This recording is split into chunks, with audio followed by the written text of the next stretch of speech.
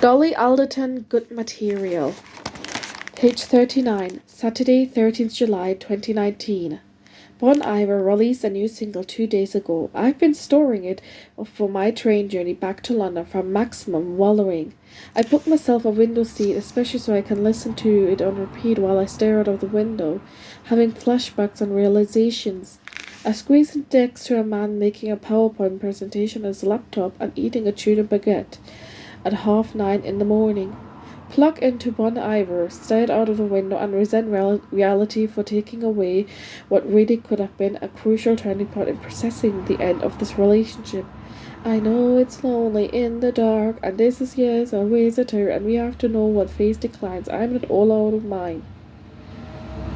What is that thing they say? Poetry is most reviled and redundant art form. Everyone rolls their eyes at it and takes the piss out of it. But the second that something shit happens in our lives, it's the first recourse we have. Halfway through my second lesson, I get what I want. My neighbor turns his body away from me and opens a packet of cheese and onion hula hoops, and I'm grateful for this respectful refusal to acknowledge my silent sobs. When I get out at Easton, I stand on the street. I whirl and hover by the entrance tube. I have a cigarette, then another one. I contemplate going to the pub opposite the station. Anything I'd avoid going home, but eventually force myself underground and out and onto the train. I don't know what I'm expecting to find in my flat, but I don't want to see it. When I approach the entrance to our mansion block, I half expect to see police tape around the door. The flat smells of lemon-scented cleaning products and has been stripped of nearly all its furniture. Jen didn't want to move it into a furnished place because she was also of opinions on pine wardrobes, but I didn't own much furniture. I couldn't afford to buy any, so she brought bits and pieces, and her parents gave us some. My clothes are folded up into neat piles on the floor. My books are stacked up by the wall. I can tell how much effort mine for me. I wonder whether she invited her friends around to help her, and if they all drank wine and held up each and every pair of rubbish pants and had a right old laugh about it. Or maybe she hired professionals and they all had a laugh about it. I don't know why, but I have always got the distinct feeling people have been laughing at my pants since I was last here. Giraffe Storage, Kentish Town, is located underground with an entrance that looks like a car park. The front desk is manned by a man in his early 20s with blue hair that matches my uniform polo shirt. Hiya, says. He looks at me without expression, not even a nod. I booked a unit under the name of Dawson. Andy Dawson. He turns to the desk, taps at the keyboard, and clicks his mouse for a minute or so. I got nothing here for an Andy Dawson, he says. Andrew Dawson? More tapping and clicking. Yeah, that's not coming up. That's why weird. Look, I've got email confirmation of the booking. I open up the email and show him. Is there any name it could be possibly under? He sighs and returns it to the screen. Well, I got Andrew Dawson. Dawson? Yes, that's it. I must have written the surname twice. Well, he says, laughing at it. Is that the name on the photo identification you brought today to verify the booking? No, I don't think so, he says with a half-satisfied nod. So let's avoid now. That booking. We're going to have to start from the beginning. Okay, I'm really in a rush, so couldn't we just... It's company policy. It is my name. You can clearly see it's my name. We've got two options here, he says really was. We start again with a new booking, or we sit here arguing about it, which for someone who is apparently in such a rush, seems like it doesn't quite make sense. There's a silent standoff until he draws his weapon. A clipboard, a new customer form. I take it from him without breaking eye contact and fill it in. Absolutely ridiculous. I mutter to myself. What's that? He barks. I shake my head and refuse to answer. When I hear it back, he glances down, thighs theoretically, and passes it back to me. You're going to have to do this again. Why? You filled it wrong. Here you said you're storing all your belongings, but you booked a 60-foot unit. That's correct. That will not hold all your belongings. Yes, it will, I say. All your belongings, your bed, your mattress, all your furniture. I don't have any furniture. There's a pause as he tries to make sense of this. Right, okay, so have you been backpacking or... No, I haven't been backpacking. I just don't have that much stuff. Why do you need to know any of this? I'm just making sure that you're not a time waster. Can I just book the studying unit, right? Shouts, holding up both his hands as we pose a physical threat. The next minutes pass in a circular row about whether sodding is a swear word or therefore verbal abuse, until I finally apologize and the tiny pathetic eunuch with the enough space to house 35 years of my tiny pathetic life is booked. On the train out of London and into the southwest suburbia to Avie and Jane's message, Jen. Hey, take myself about the drop keys of today's agents. Thanks for looking cleaner. Let me know how much I love you. EXO booking.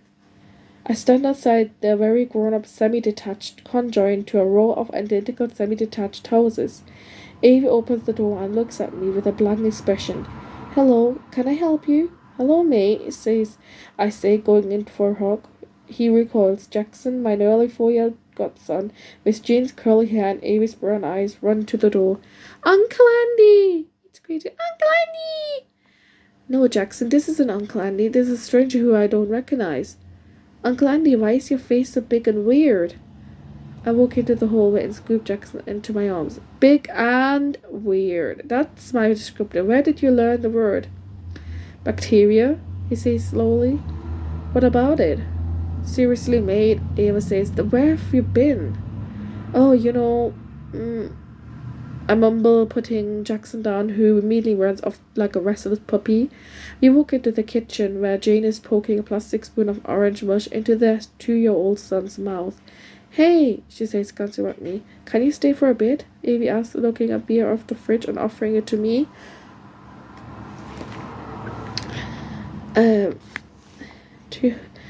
Sorry, I lost it. Yeah, I say, from Avie. Great. Jackson came rushing back into the kitchen, so out of breath, he can't speak. He gasps. Whoa, honey, just calm down. Remember, we take a deep breath. Jane says, I saw in the garden a worm, he says in a good croaky voice. Avie. Yeah, Avie nods, and he's all wriggly. Okay, Abby says slowly. Jackson studies off himself on the chair and shows his words. He's a prime minister. He finally solemnly confronts us. I tell you what, Jane says with the sun enthusiasm of a children's TV presenter. How about you watch a movie this afternoon? Yeah? Anything you want. Jackson jumps up and down, wailing with delight. Jane and Abby clean up while I take the boys into the chaotic lounge, making my way through the plastic toys that carpet the floor and put Brave on. So why are you at your mum's? Abby asks as I walk back into the kitchen, pointing at my suitcase and wheels. Have you just come straight from the station? Yes. Jane looks at me pleadingly. No, I correct myself. I'm actually getting to be staying with you guys for a bit. Why? I already asked Jane. What's going on? He looks between Jane and me with incredulity. Jen and I broke up. But when? A couple of weeks ago, when we came back from Paris.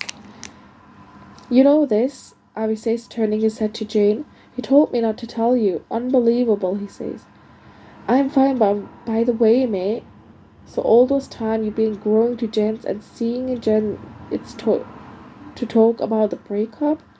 I merely want to direct the conversation to exactly how many times Jane has seen Jen and when exactly Jen's told her, but I don't want to be too obvious about it. Yes, Abby, obviously. She's my best friend. Yeah, I agree. They're best friends. They tell each other everything, which is so nice that you two can be that for each other. She's probably told you all about why she did it and how she's feeling and her decision now, hasn't she? Andy, I love you, she says, but I cannot tell and will not be an information passer between you and Jen, so don't even try. Fuck's sake, I say, shaking my head in outrage and taking a swig of beer. I'm in total shock, Abby says. How did it happen? Went to Paris for the weekend. Everything was fine. Had a nice time until she turned to be a bit quiet and off on the second day. But didn't think of anything of it. Got the Eurostar home. Got on the tube back to ours. Put our bags down. She said she didn't want to be with me anymore. Abby takes us in. Did she say why? She said that recently she's wondered whether we are compatible. What does that mean? No idea, mate, but then she says her most pop of anything I've ever heard in my life. Which is that only does she think ever heard in my life, which is what only does she think we're incompatible. She's starting to wonder whether she wants to be in a long-term relationship at all. There's a long pause with Avi contemplates this ever. So she's met someone. Avi! Jane swags her curl. Thanks, man, that's really helpful. Sorry, he says, and nervously peel the label off the beer bottle. I mean, obviously she's met someone else, I say. There's no other explanation. Sorry, why is there no other explanation? Jane asked. Because people don't break up with people who they had with no prayer problems with just as they can be single. No one likes being single that much. I like to be single, Jane replies. I think most women would. It's men who don't know how to do it. I hate today, Abby says silkily. Babe, I don't want to be single. I want to be with you and our boys. All I'm saying is I could also see another life where I was on my own and quite happy. Lies, I say. You're only saying that is a hypothetical thing. You wouldn't actually be happy without him. Thanks, man. And that's what I don't get. I say, ranting now, having written a collection of speeches in the last 2 weeks, I had nowhere yet to recite them. Like, I did ever fantasize about being single, sure I did. But the point is, relationships are challenging and boring and annoying, and it's unavoidable. You have to work through it. You can't just opt out of the whole thing. You've never been single, though? Jen's been single most of her life until she met you. Jane says, So maybe she just want to be on her own. Maybe there's just a big lie. Yes, there is, I say, bring out the beard on our table, harder than I meant. She fell out of love with me and I don't know why. Breakups can be good thing, Jane says. They can teach us about who we really are. Yeah, maybe like break up a number on a 2 or 3, but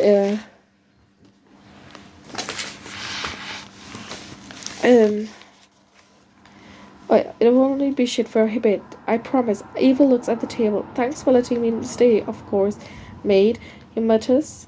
And we're going to have a massive night out with boys. You feel better soon. Cheers, mate. Do you want another beer? Jane asks. I think I finally run out. Amy says, we thawed all the beer on the Mitchell Morrisons. That should be an album title, I offer, and Amy laughs generously, relieved to be moved of the emotions. I nip out and get some more. Go with him, Jane says to Abby, making me feel like his hopeless little brother. Abby and I don't talk explicitly about our gens. That day we got the supermarket and I buy groceries to say thank you for letting me stay. We stop at the pub on the way home and have 2 drinks. We lug a mattress up the converted but not furnished attic, where I sleep like a Paddington bear. We give the boys the tea. I drunkenly read bedtime stories to Jackson and make him laugh and hammy voices. I make prawn curry for us and we drink wine around the table and stay up talking whenever we reference breakup. We say, because of what's happened. I feel queasy dread as the clock hands move closer and closer to 11. I come to know it's the latest parents with young children can stay up. They all tell me to leave washing up and they head upstairs. But they can't bear to go to bed with my thoughts. I plug myself into a podcast about where the trees can talk to each other and do washing up, starting back at my face in the reflection of the kitchen window. I brush my teeth and go into bed and lie awake, gazing up at the skylight, thinking of all the times that Jen and I slept in the same house as Abby and Jane. The holidays are weekends away. We all say goodnight and go to the separate beds, and I like knowing that they are probably talking about us in whispers, just as we are talking about them. I'd never been in a relationship with another couple before, and I loved it.